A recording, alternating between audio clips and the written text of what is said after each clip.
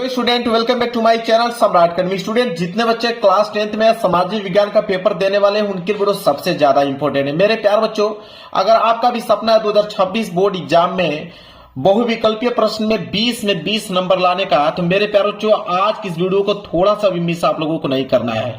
मेरे प्यार बच्चों पूरे के पूरे किताब का मैं 60 महत्वपूर्ण यहाँ पे बहुविकल्पीय प्रश्न ला दिया हूं। अगर 60 प्रश्न अगर आपको तैयार कर ले तो इस वीडियो के माध्यम से, तो मेरे प्यार बच्चों यकीन मानिए कि सामाजिक विज्ञान में 20 नंबर ऑब्जेक्टिव क्वेश्चन करके आने वाले हो और ये 2026 बोर्ड परीक्षा में 100% आपके पेपर में आने वाला है, कोई रोक नहीं सकता। अगर 60 बहुविकल्पीय प्रश्न याद है तो समझ लीजिए 20 में 20 आप ऑब्जेक्टिव क्वेश्चन करके आने वाले हो। तो थोड़ा सा भी लेट नहीं करूंगा, तुरंत क्वेश्चन की तरफ बढ़ूंगा। अगर आपको आंसर मालूम है तो तुरंत कमेंट बॉक्स में इसका आंसर आप बताइएगा। जैसे पहला प्रश्न बहुत इंपॉर्टेंट प्रश्न है, हर साल आता है, पूछता है कि नेपोलियन की जो पराजय हुई थी वह कब हुई थी। तो नेपोलियन की पराजय किस सन में हुआ था मेरे प्यार बच्चों? 1815 ईस्वी में। कब? 1815 ईस्वी में नेपोलियन की पराजय हुई थी। इस बात को नोट कर लो, याद करो, इतना ज्यादा इंपॉर्टेंट यह प्रश्न है। दूसरा प्रश्न यह है, कह रहा है कि उदारवाद से तात्पर्य है, मतलब कि उदारवाद से क्या तात्पर्य है? तो देखिए उदारवाद से जो तात्पर्य होता है वह व्यक्ति को स्वतंत्रता तथा कानून के समक्ष समानता को दर्शाता है। तो मतलब व्यक्ति को स्वतंत्रता तथा कानून के समक्ष समानता, यहाँ पे सी वाला ऑप्शन जो होगा बिल्कुल राइट आंसर हो जाएगा। याद कर लीजिए, बहुत ज्यादा इंपॉर्टेंट ये क्वेश्चन है मेरे प्यार बच्चों। आगे बढ़ेंगे अगले क्वेश्चन की तरफ। अगला है क्वेश्चन नंबर तीसरा। क्वेश्चन नंबर तीसरा है, कह रहा है कि ऑटो वन बिस्मार्क का संबंध किस देश से था। यह प्रश्न भी बहुत इंपॉर्टेंट है कि ऑटो वन बिस्मार्क जो थे उनका जो संबंध था किस देश से था, तो वो जर्मनी से उनका संबंध था। इसलिए यहाँ पे बी वाला जो होगा बिल्कुल राइट आंसर हो जाएगा। ठीक है, तीसरे का बी। आगे बढ़ेंगे क्वेश्चन नंबर 4 की तरफ। कह रहा है कि जर्मनी के एकीकरण में मुख्य भूमिका किसकी थी। जो जर्मनी का एकीकरण हुआ था उसमें मेन भूमिका किसकी थी, तो वो मेन भूमिका की अगर हम बात करें तो ऑटो वन बिस्मार्क की थी। यहाँ पे चौथे का ए वाला जो है बिल्कुल राइट आंसर हो जाएगा। चलिए आगे बढ़ते हैं क्वेश्चन नंबर 5वें की तरफ। चलिए देखिए पांचवा जो प्रश्न है, कह रहा है कि नेपोलियन जो है वो संबंधित था। नेपोलियन किस देश से संबंधित था, यह प्रश्न पूछा है। तो नेपोलियन का संबंध था फ्रांस देश से। फ्रांस का मतलब सी वाला ऑप्शन जो होगा बिल्कुल राइट आंसर हो जाएगा। इसके बाद क्वेश्चन नंबर 6 है, कह रहा है वियना की संधि कब हुई थी। जो वियना की संधि हुई थी वो किस सन में संधि हुई थी, तो 1815 में। 1815 ईस्वी में वियना की संधि हुई थी। यहाँ पे बी वाला ऑप्शन जो होगा बिल्कुल राइट आंसर हो जाएगा। आगे बढ़ते हैं क्वेश्चन नंबर 7वें की तरफ। कह रहा है कि निम्नलिखित नेताओं में से किसने एक गुप्त संगठन यंग इटली बनाया। मतलब कि कौन से वो नेता थे जिन्होंने एक गुप्त संगठन जिसका नाम था यंग इटली, कौन बनाया था, क्वेश्चन में यह पूछा गया है। तो उनका नाम था मेत्सनी, जिन्हें हम मेजनी के नाम से भी जानते हैं। डी वाला ऑप्शन जो होगा बिल्कुल राइट आंसर हो जाएगा। आगे बढ़ते हैं प्रश्न संख्या 8वें की तरफ। कह रहा है कि निम्न में से यह कथन किसका है कि जब फ्रांस छींकता है तो बाकी यूरोप को सर्दी जुकाम हो जाता है। यह कथन किसका है कि जब फ्रांस छींकता है तो बाकी यूरोप को सर्दी जुकाम हो जाता है। तो यह कथन था मेटरनिख का। किनका था? मेटरनिख का था। यहाँ पे ए वाला ऑप्शन जो होगा बिल्कुल राइट आंसर हो जाएगा। आगे बढ़ते हैं प्रश्न संख्या 9 की तरफ। कह रहा है फ्रांस की क्रांति कब हुई थी, मतलब किस सन में फ्रांस की क्रांति हुई थी। तो सन 1789 ईस्वी में। यहाँ पे बी वाला ऑप्शन जो होगा बिल्कुल राइट आंसर हो जाएगा। चलिए आगे बढ़ते हैं प्रश्न संख्या 10वें की तरफ। देखिए प्रश्न संख्या 10वां आ गया। प्रश्न संख्या 10वां है कि जर्मनी की एकीकरण में मुख्य भूमिका किसकी थी। जब जर्मनी का एकीकरण हुआ तो उसमें मेन भूमिका जो थी वो किसकी थी, तो मेन भूमिका थी ऑटो वन बिस्मार्क की थी। ए वाला ऑप्शन जो होगा बिल्कुल राइट आंसर हो जाएगा। प्रश्न संख्या 11 कह रहा है कि निरंकुशवाद का तात्पर्य है। निरंकुशवाद का क्या तात्पर्य है, तो उनका तात्पर्य है कि ऐसी शासन व्यवस्था जिसमें सत्ता पर जनता का अंकुश नहीं होता है। बी वाला ऑप्शन जो होगा बिल्कुल राइट आंसर हो जाएगा। आगे बढ़ेंगे क्वेश्चन संख्या 12 की तरफ। प्रश्न संख्या 12 जो है, कह रहा है कि 1789 में जो फ्रांस किस प्रकार का राज्य था, तो 1789 में फ्रांस किस प्रकार का राज्य था, तो असमित राजतंत्र था, असमित राजतंत्र था। यहां पे ए वाला ऑप्शन जो होगा बिल्कुल राइट आंसर हो जाएगा। 13वां प्रश्न देख लीजिए क्या है, कह रहा है कि ज्यूसेफे मेस्नी का संबंध था, मतलब किस देश से संबंध था ज्यूसेफे मेस्नी का, तो उनका संबंध था इटली की एकीकरण से। किसका? इटली की एकीकरण से संबंध था उनका, ज्यूसेफे मेस्नी का। यहाँ पे 13वें का ए वाला जो होगा बिल्कुल राइट आंसर हो जाएगा।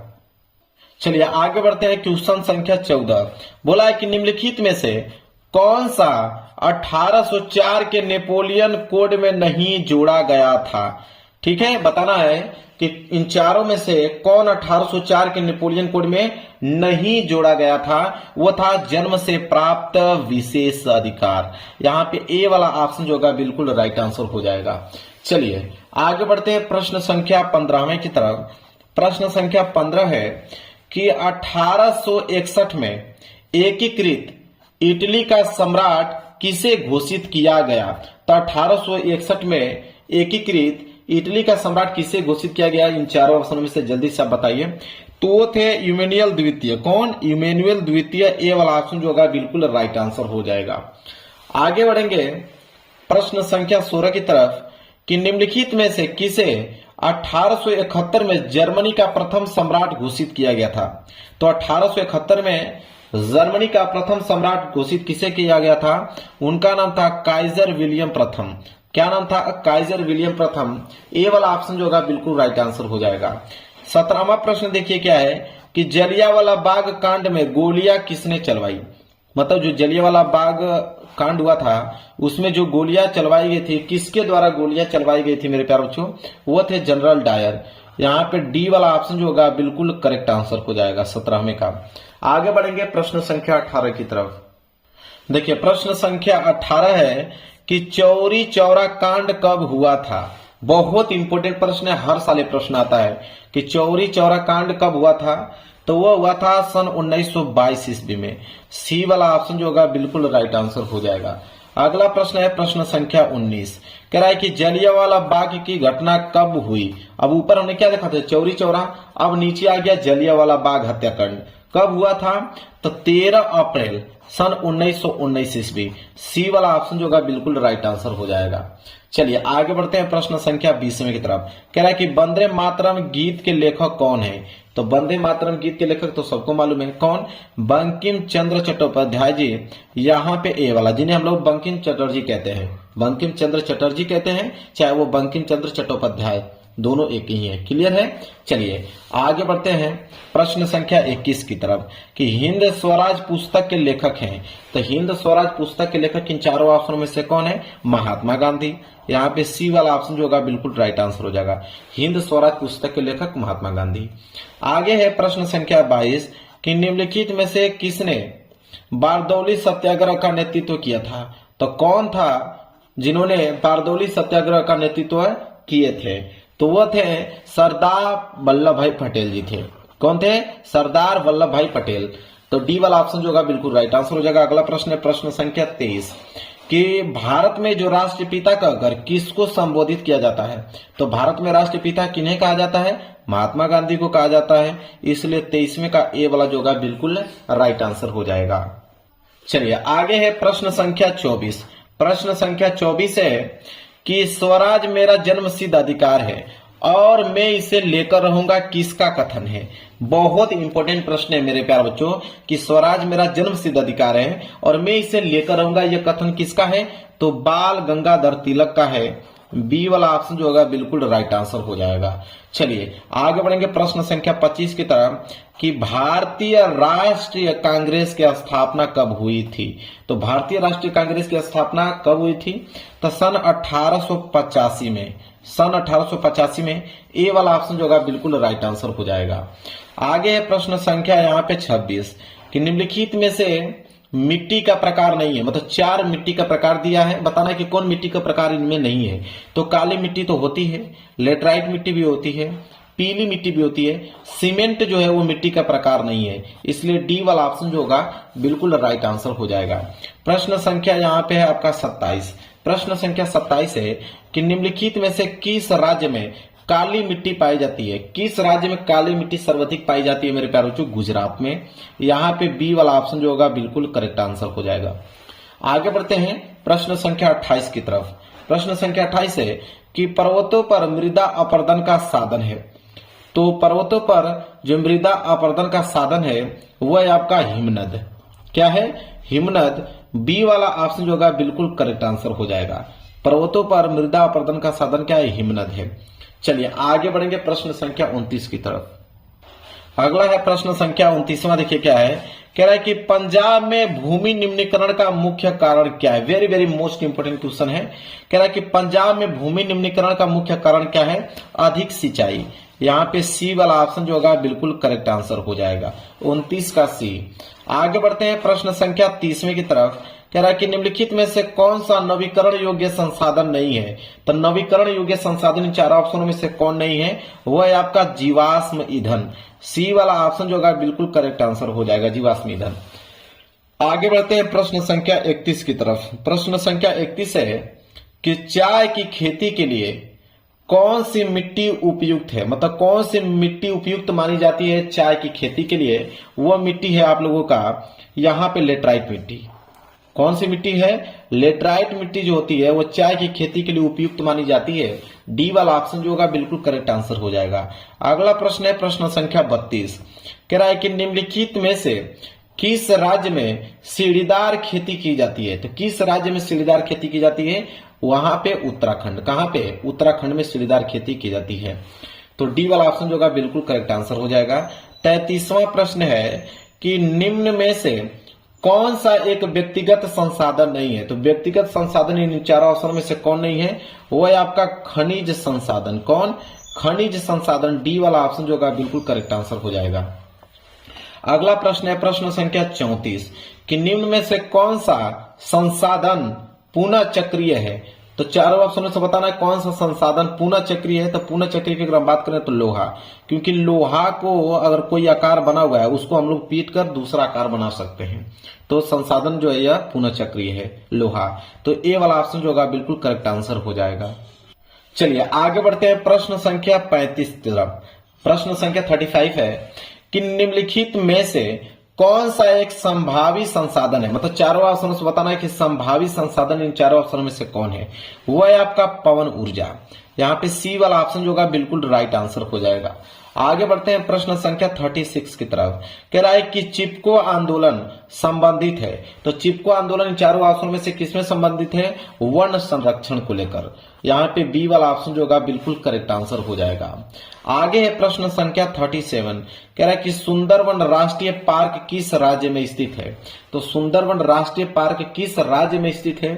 पश्चिम बंगाल में। कहां पर? पश्चिम बंगाल में स्थित है। सी वाला ऑप्शन जो होगा बिल्कुल राइट आंसर हो जाएगा। अगला है प्रश्न संख्या 38। कह रहा है कि विश्व में सर्वाधिक वर्षा किस स्थान पर होती है? तो सबसे ज्यादा वर्षा किस स्थान पर होती है? मासिन राम में होती है। यहाँ पे ए वाला ऑप्शन जो होगा बिल्कुल राइट आंसर हो जाएगा। अगला प्रश्न है प्रश्न संख्या 39। कह रहा है टिहरी बांध परियोजना किस राज्य में स्थित है? तो टिहरी बांध परियोजना जो है किस राज्य में स्थित है? उत्तराखंड में। कहां पर? उत्तराखंड में स्थित है। यहाँ पे सी वाला ऑप्शन जो होगा बिल्कुल राइट आंसर हो जाएगा। प्रश्न संख्या 40 है। कह रहा है कि सलाल बांध किस नदी पर बना है? चलिए ऑप्शन देखते हैं।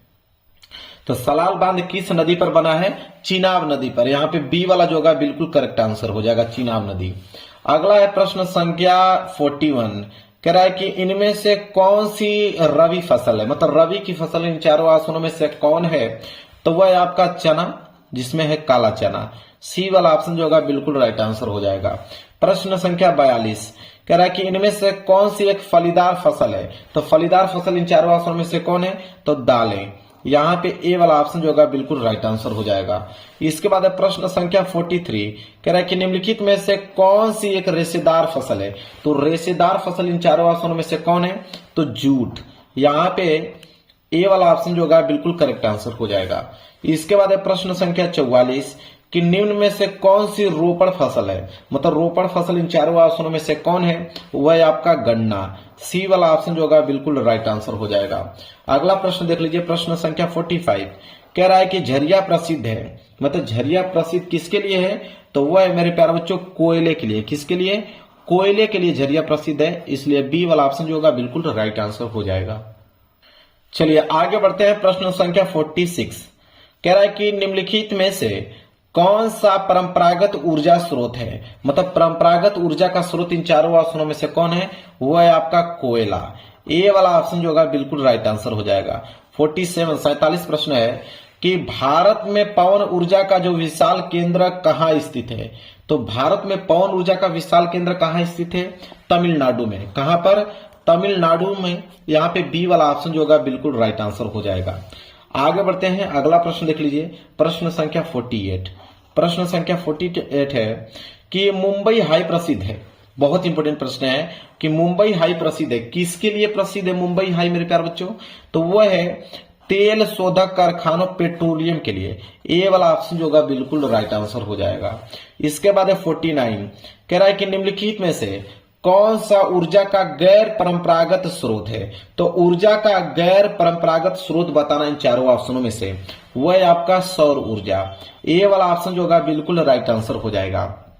चलिए आगे बढ़ते हैं प्रश्न संख्या 50 की तरफ। कह रहा एंथ्रेसाइट का संबंध किस खनिज से है? तो एंथ्रेसाइट का जो संबंध है वो किस खनिज से है? तो कोयला से। किससे? कोयला से। डी वाला ऑप्शन जो होगा बिल्कुल करेक्ट आंसर हो जाएगा। चलिए आगे बढ़ते हैं प्रश्न संख्या 51 की तरफ। देखिए प्रश्न संख्या 51 क्या है उसको ध्यान दीजिए। कह रहा है कि कोरबा प्रसिद्ध है। मतलब कोरबा जो है वो प्रसिद्ध है। किसके लिए प्रसिद्ध है कोरबा? कोयले के लिए। किसके लिए? कोयले के लिए प्रसिद्ध है। बी वाला ऑप्शन जो होगा बिल्कुल राइट आंसर हो जाएगा। अगला प्रश्न है प्रश्न संख्या 52 कह रहा है कि श्रीलंका में निम्नलिखित में से कौन सा बहुसंख्यक वर्ग है? तो बहुसंख्यक वर्ग श्रीलंका में कौन सा है यह बताना है मेरे प्यारे बच्चों। बहुत इंपॉर्टेंट प्रश्न है। तो वह है आपका सिनली। कौन? सिनली। सी वाला ऑप्शन जो होगा बिल्कुल राइट आंसर हो जाएगा। इसी के साथ आगे बढ़ते हैं प्रश्न संख्या 53 की तरफ। कह रहा है कि भारत के संविधान की जो 8वीं अनुसूची है उसमें कुल भाषाएं कितनी हैं? मतलब भारत के जो संविधान की 8वीं अनुसूची है उसमें कितनी भाषाएं हैं ये क्वेश्चन पूछा गया है।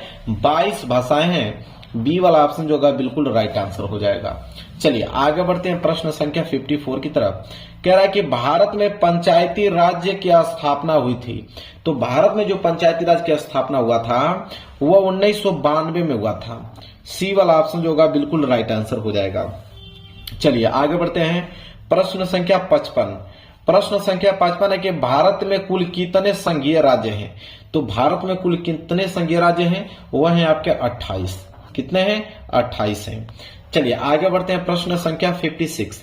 प्रश्न संख्या 56 है कि भारत में जो केंद्र शासित राज्यों की संख्या वो कितनी है? तो भारत में केंद्र शासित राज्यों की संख्या कितनी है? सबको मालूम है 8 है। चलिए ऑप्शन देखते हैं।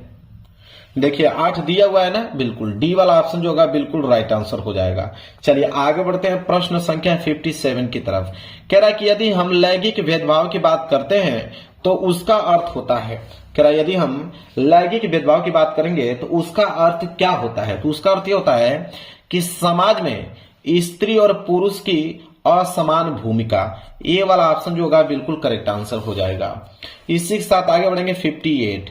कह रहा है कि जो भारतीय राष्ट्रीय कांग्रेस की स्थापना किस वर्ष में हुई थी? तो भारतीय राष्ट्रीय कांग्रेस की स्थापना किस वर्ष में हुई? सन 1885 में हुआ था। ए वाला ऑप्शन जो होगा बिल्कुल राइट आंसर हो जाएगा। चलिए आगे बढ़ते हैं प्रश्न संख्या 59 की तरफ। कह रहा है कि भारत में मताधिकार की आयु है। तो भारत में अगर कितने वर्ष के अगर आप रहेंगे तो आप मत दे सकते हो, वोट दे सकते हो। तो मेरे प्यारों जो 18 वर्ष। यहाँ पे डी वाला ऑप्शन जो होगा बिल्कुल राइट आंसर हो जाएगा। अगर आपकी एज 18 वर्ष है तो आप वोट दे सकते हो भारत में। क्लियर है?